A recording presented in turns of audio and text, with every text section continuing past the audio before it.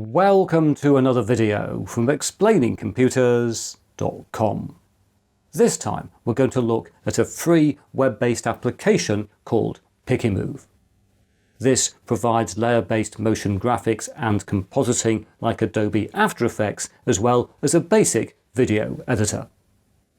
Whilst browser-based, all data is processed locally with nothing uploaded to the cloud.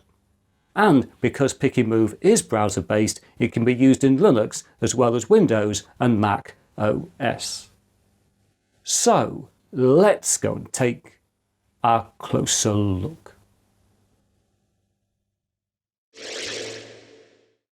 Right, here we are on the Pikimov website. The application was launched in 2024 by Clement Cordier, who was inspired by Photop. As I've shown several times on this channel, Photop is a superb browser-based alternative to Adobe Photoshop. So what Clement decided to do was to create a similar web app as an alternative to Adobe After Effects. In case you're not aware, After Effects is like a motion version of Photoshop, where layers of video or still graphics can be composited, animated and manipulated in 2D or 3D space. This is different to programs like Nuke, Fusion and Natron, which are node-based rather than layer-based. Alternatives to After Effects have included Autograph, HitFilm, Cavalry and Friction, but Autograph and HitFilm have been discontinued, whilst Cavalry and Friction are 2D only and Cavalry is not available for Linux. So this all means that Pikimov is a very welcome development indeed. So let's start now. Here we go. Very exciting, going into version 5 of Pikimov, and we will start with a new project like that. And we now need to select an editor. There are 3 available: the classic video editor, a simple video editor, or we can pick a more sophisticated motion design and compositing editor in either 2D or 3D space. And in this video, we're mainly going to focus on 2D compositing, although we'll also take a look at video editing. We need to pick a preset. The default is 1920 by 1080 at 25 frames a second, although others are available as we can see. And you can also set a custom resolution and frame rate up to a frame rate of 60 frames a second and a resolution of up to 3840 by 2160. We also need to set a duration for our first composition, as you do in Adobe After Effects, and here the default is 10 seconds. We will stick with that and click on OK. And here we are, we've arrived in Pikimov, where we have an interface that will be very familiar to people who are used to Adobe After Effects, with an empty composition at the bottom where our layers will go and a monitor above. We then have a project window over on the left where we can work with compositions and source files, as well as a composition window where we can change the parameters of, well, a composition. And then finally on the right there's some information about the developer who kindly made this free web application available. And please note, this is not sponsored content. I've not been asked or paid to make this video. I just think that Pikimov is cool and useful and wanted to share it with you. Just before we run through the basics, it's worth noting that Pikimov only works in Chrome, Edge and related browsers, but subject to this should run on any PC with a display resolution of 1920 by 1080 or higher. However, as this is a video application, the more RAM and processor power you have available, the better. And just to stress again, all processing takes place locally with no video streaming occurring and nothing uploaded to the cloud.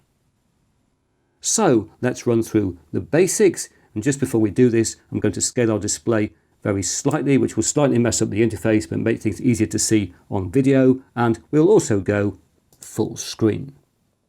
So let's bring in some footage. Let's add an item, image and video files. We will pick, I think, 2 docs as a video file. We'll also pick an image file like that and bring these in. And it's asking if we want to match our composition properties to the video file. We'll say no, we'll stick with things as they are. For some reason we've come out of full screen, so we'll go back in like that. And now in our composition we have got 2 ducts, and beneath the 2 ducts, if we just turn them off, we have got process clouds, a very nice image. So let's pick up 2 ducts, and we'll just do that and that to bring up the display of properties for an item. And if we click on 2 ducts, we can see the properties of 2 ducts, And there's all sorts of things we can change: position, rotation, we can change the opacity like that, bring up the clouds if we want. We can change the blending mode, it could be very wacky like that, but I think we'll stick with the normal mode for now. And what we're going to do is to scale the two ducks video clip. So let's just lock the aspect ratio like that. And if we go to a numeric field here, we can either type in this field, or if we click and hold, we get a little arrow like that and we can scale things down. Let's scale it to about, I think, there. And we'll now position it something like that on the screen. And if we want to animate that video clip coming in, we can do that. Let's go to position and click on the little clock. This will create a keyframe down here. This thing is now keyframed. Let's move that keyframe to, say, about there. It looks about right. And we'll now create another keyframe at the start by clicking like that. And we'll now go to the position here for Y, click and hold and move, pull that out of the frame like that. And if we now play this clip, our ducks come in. We're already doing something exciting in Pikimov. Next, let's add an item of text. Let's go to text there like that. And text we have to enter over here. We sadly can't click on the actual display, so we'll enter over here. We're going to write waves for reasons that'll become clear in a second. We will change the font, I think, here to something more exciting. We're going to pick that font there. We're going to make this very large, like that. And we will move it down a little bit. Click and hold, move it down like that. And whilst white text is nice, we're going to use this as a mask. So let's bring in another piece of footage, add item and image, video, etc. We're going to pick up Colwyn C, like that. There's some C. I'm going to put this below the rectangle, go across here and click and hold and drag it down like that. It's now beneath the waves. And once more, we've dropped out of full screen. Let's go back into full screen like that. And we're now going to do a piece of magic. We're going to use the text here, the waves, as a mask. So we'll go down here to its properties and we'll click on set as mask like that. And this becomes a mask for the layer below it, which is the waves. So we've now got some video with a mask on top showing through and our ducks coming in. It's all very exciting. But I wouldn't mind making it even more exciting. And what I'm going to do specifically is to go to this piece of text and we're going to right click and duplicate it. So we've got another version of that piece of text. And that's not going to be a mask. We will get rid of mask like that. There is the text. And I'm going to change its color to black. I'm going to give it a stroke. I'm going to make the stroke white. Oh, it's exciting, isn't it? I'll make the width of the stroke a little bit bigger like that. And then we'll go back to its blending mode, which we'll set to brighten. And there we are. I think that's starting to look rather nice. We've got our waves with an outline and the ducks coming in. And the final thing I'd like to do is to move this waves thing up together, but we've now got three elements making that up. We've got the C and the two items of text. So what we're going to do is to add another item, which is going to be a group. And we're now going to drag the three elements that make up waves into this group. And to do that, we go down to the element and we left click and drag it slightly fiddly, but now we've now got text 2 in the group. I'll do the same for the others. There we go, almost finished, not quite in the right order yet. Let's put that text back on top. And there we are. They are now working as a group, working as it was before, but those are a single element. And we can prove that by we can turn the group on and off. There we go. And we now want to animate that. We can animate the group. We'll go up to the group's properties, animate its position. Let's leave its endpoint of entry about, say, there. We'll go back to the start, add another keyframe, back to Y, move it down out of shot like that. And in theory, if we play this back, we have got our waves text coming in as well as our ducks. It's all very exciting. And the final part of the process is to export this as a video. We do that by clicking on Export Video over there. Various formats are available. We'll stick here with MP4 and Export. And if you're wondering, where do we save the file? You save the file after you've exported it. It creates you a version of the file which you can look at and save if you wish. So let's speed on through until it's finished. There we go, and we've now got our final video, which we can save if we wish in a normal way like that. I won't save it for now, but we will make it full screen, and we will play our masterpiece. here it goes. We've got our ducks, we've got our waves, we've created our first Pikimov composition.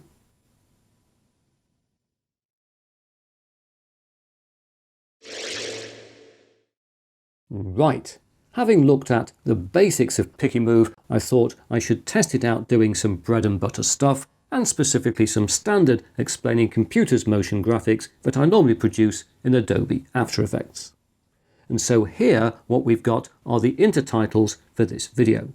So if I press play, there we are, that's the title of the video we saw earlier. And if we go to, for example, third intertitle like that, oh look, coming up we've got motion tracking.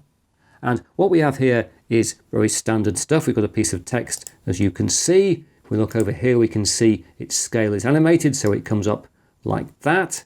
If we look in effects, it's got a drop shadow, which I can take off like that, just adds a little bit more impact to the text. And we've also got down here in the composition a gradient, which just adds some blue to the corners of the background. And we've got the EC whoosh sound effect that we've been hearing behind every motion graphic for nearly 18 years. So what I'm proving here is it's perfectly possible for me to do my intertitles in Pikimov, to have a standard set up, which I just change the words in every time I produce a new video. So let's look at something else. Let's open another project. And this is going to be the bullet list we saw earlier. Do we want to save our changes? No, I didn't change anything of note. And every time you bring in a project, you have to locate the source files, which are just in this folder. I've got the test files in anyway, so it'll be nice and quick, like that. And here is the bullet list we saw earlier. Let's play it. We can see the text coming up. You know what's on it because we saw it earlier. We're going very meta in this video, aren't we? But there we are. Let's just drag across like that. And again, this is very standard stuff. I have standard bullet lists set up in Adobe After Effects, which I alter as I need them. If we look over here, we can see each piece of text has got an effect called typewriter, which does the write on like that. And I can't do here what I could do in Adobe After Effects. We have a range of effects available, but nowhere near the number of text effects we have in After Effects, all the effects for controlling characters, things like that. But there's no doubt this works. You can do this type of basic infographic here in Pikimov. So let's show you something else, a third example, which is an animation of how an SSD works, NAND flash, that type of stuff. Here we are, let's play this, and what we see are some highlights, then some electrons moving down, moving back again, one escaping, and one being trapped. And oh look, it's playing itself again because it's looping, but never mind, we've seen the principle. This thing clearly works, and it's worth pointing out that this motion graphic is basically bringing to life a PSD, a Photoshop file, which I've actually got here in Photo P, which can load Photoshop files. You can see all the different elements like that. There's a highlight, etc. And right now you can't bring a PSD file directly into Pikimov. You have to export the different layers as PNGs, but that works perfectly well, as we can see. And I think this type of graphic makes it very clear why layer-based compositing can be very handy. We can see here all of our keyframes for the different, for example, sets of electrons, which break up like that. But if we wanted to move all the electrons here, 3 different objects, 3 different layers, we could pick them all up, move them around, and things now happen slightly differently. This is why layer-based compositing is so good for basic motion graphics. And the control here is very good. If we, for example, select a keyframe and right-click, we can change its interpolation. We have got curves if we want to have full control of our keyframes. And so I'm very impressed indeed that we can now do this type of work in a browser using Pikimov.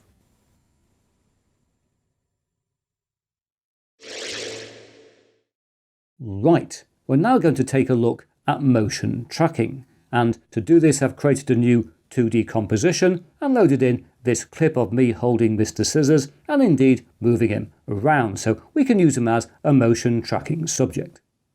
And to do that, we just need to go up to Tools and Motion Tracking, where we need to select the tracking source, which has to be this clip because it's the only one in the composition. There we go. And with the source selected, we click on Next and then add a group.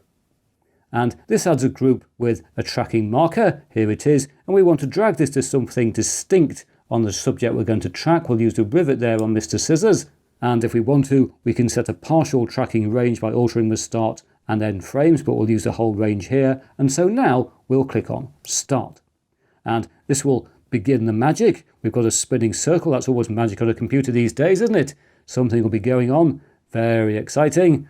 We'll show you this in real time. It's going along. Oh, we've got a pink line showing where the rivet on Mr. Scissors is being tracked. And there it is completing. If we just drag our slider across the time, we can see how the rivet is indicated by that pink line. The tracking has taken place, and so we'll now click on Quit.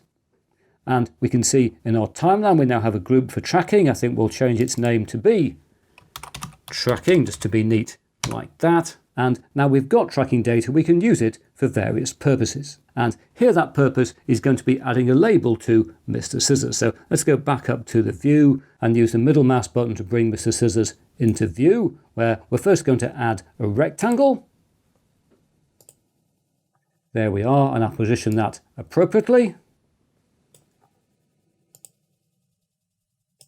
There we are, something like that, and we'll alter the colour, I think, to be black. And we'll change the opacity to something a little bit lower.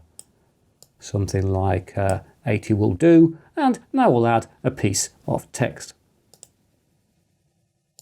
There we go. And we'll move it across here. And again, I'll adjust it as appropriate.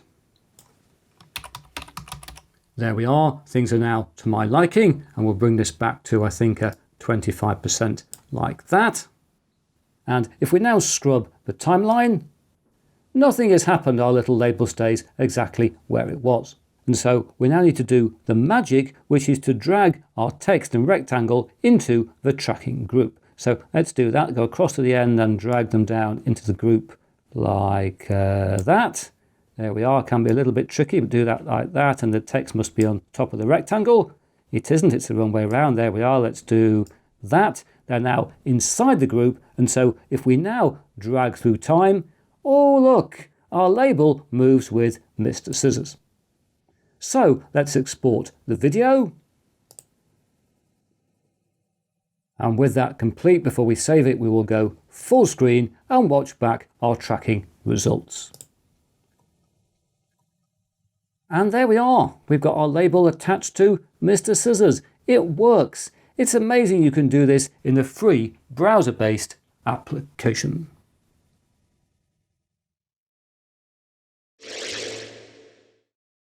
Greetings. Let's now move on to the start and end of this video, which have been and will be composited here in Pikimov. We've got a project with 2 compositions for the end and here the intro.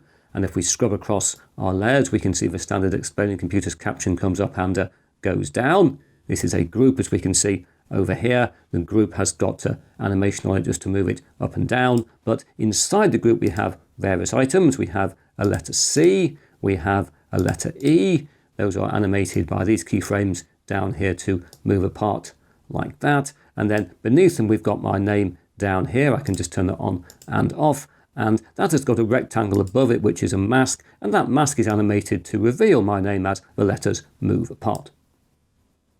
Now, the second thing that's going on here is, of course, compositing me against a background. If I just turn me off like that, you can see the background, which is the standard explaining computers background under there.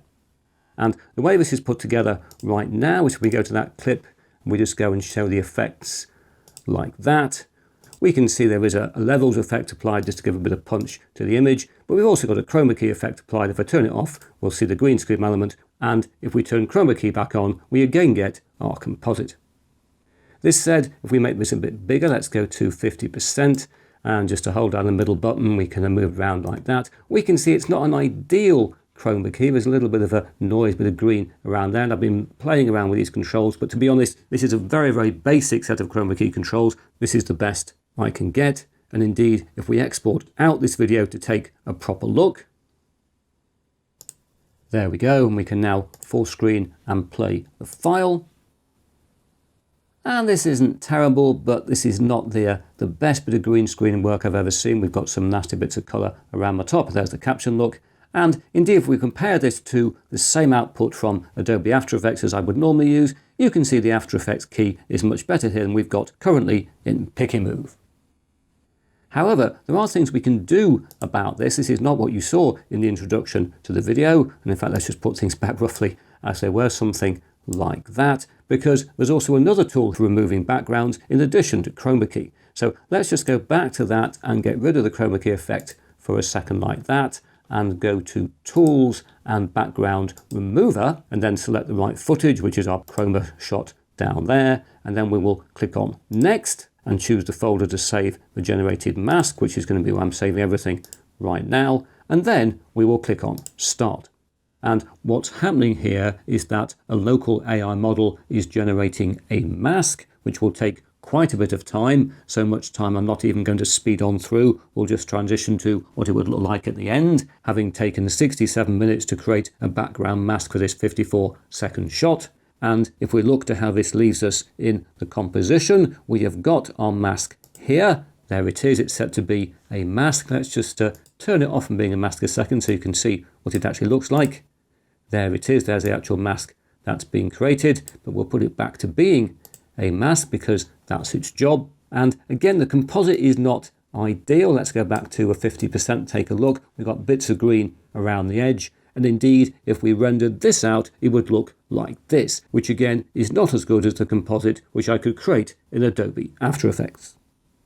However, you may be ahead of me here because there is a trick that can be used to get the best of both worlds, which is to go back to our clip down there and to Effects and turn back on Chroma Key. And that will do a little bit of a removal. I shouldn't have come back from 50%, so let's go back to that. As you can see, with Chroma Key added to it, the Chroma Key is just dealing with little bits of green, but it doesn't have to deal with the whole lot, so we get a better result. And indeed, if we rendered this out, it would look like this. Maybe not quite up to the Adobe After Effects standard, but certainly very acceptable. And indeed, this is the shot that was used in the opening of this video.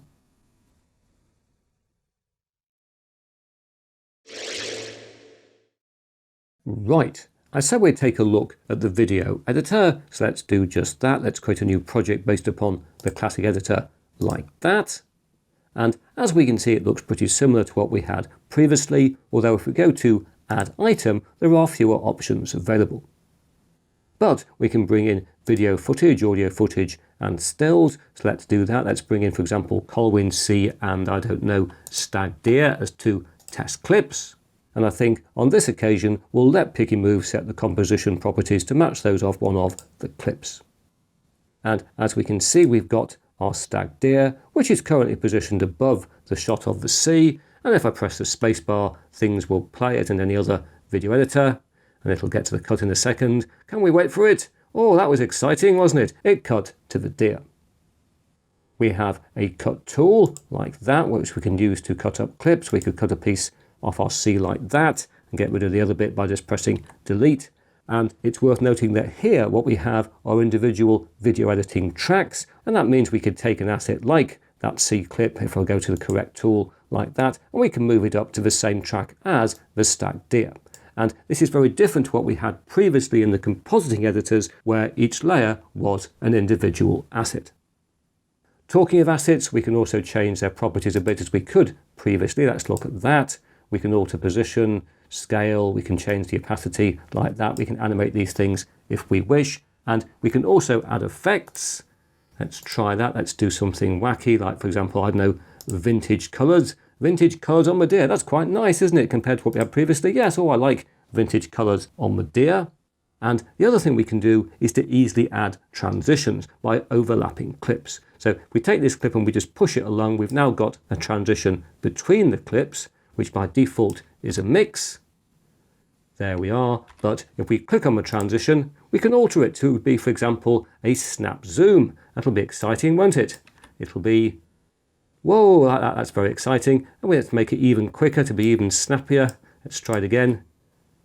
Yes, so as you can see, Pikimov provides pretty decent video editing capabilities.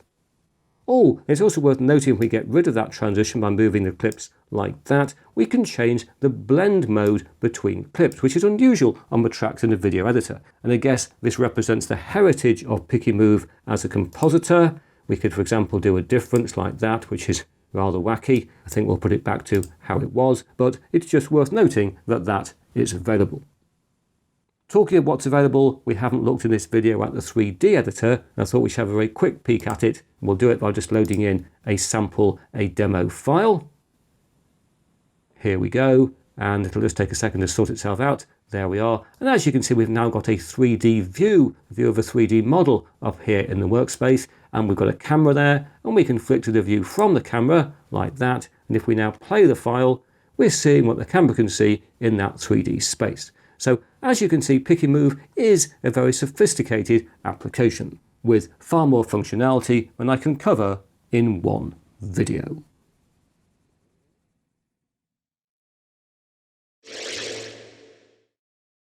Pikimov is a browser-based application with great potential that already provides free access to some Adobe After Effects functionality. This is particularly important for users of Linux, where we have very few layer-based motion graphics programs available. And I'll therefore follow the development of Pikimov with great interest, and I hope it becomes as feature-rich and popular as Photopea has as an online version of Photoshop. But now that's it for another video. If you've enjoyed what you've seen here, please press that like button.